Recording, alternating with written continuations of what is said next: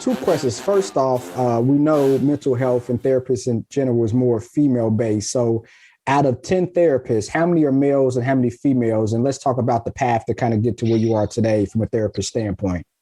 The ratio from a therapeutic standpoint, out of 10, we'll say a good 3 or 4 will be a Black male. The rest will be female.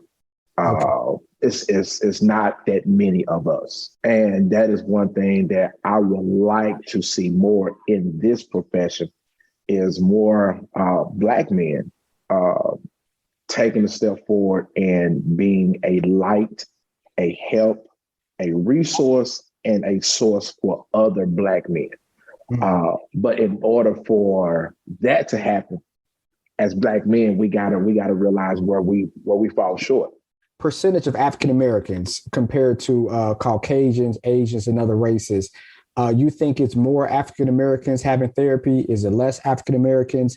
From an African American standpoint, is it more female African Americans doing therapy, male? Like what's that ratio? Up top, white Americans are going to go to therapy quicker and more often than we are as African Americans because of how we were raised. You know, a lot of times we raised in families where you don't put your business out there in the street. And then you also raised in families where we're just going to pray about it. And we also are raised in a household where as a male, you were told not to show emotions. As a male, you are not told to cry. As a male, you are not told to be vulnerable. As a male, you are not told to be emotional. So that male toxicity is within us, but it takes a strong person to understand that they can benefit from therapy. When you look at us, there are more Black men now coming to therapy because the stigma is still there, but the stigma is not as big as it is. Do we still need more Black men to come to therapy? Yes. Do we still need a lot of more African American women to come to therapy? Yes. Do we still need couples coming into therapy? Yes. Because therapy helps.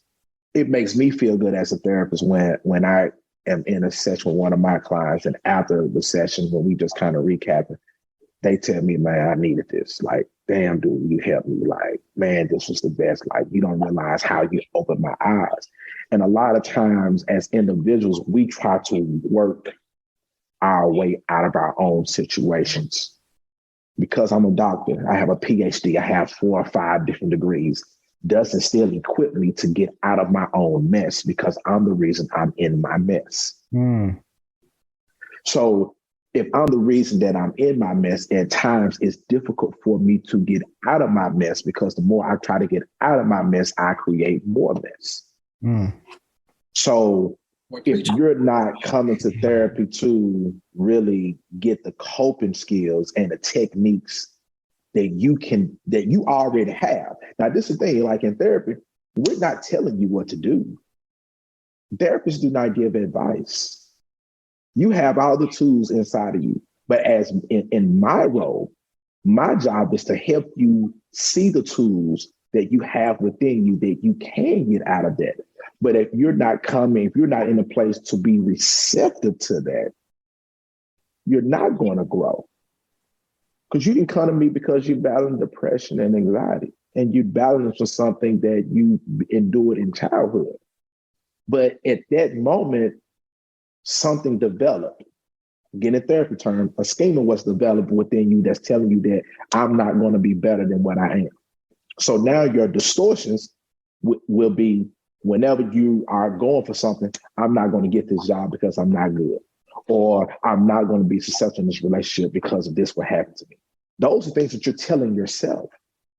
So when you come to me, my job is to look at the whole entire picture, the holistic approach.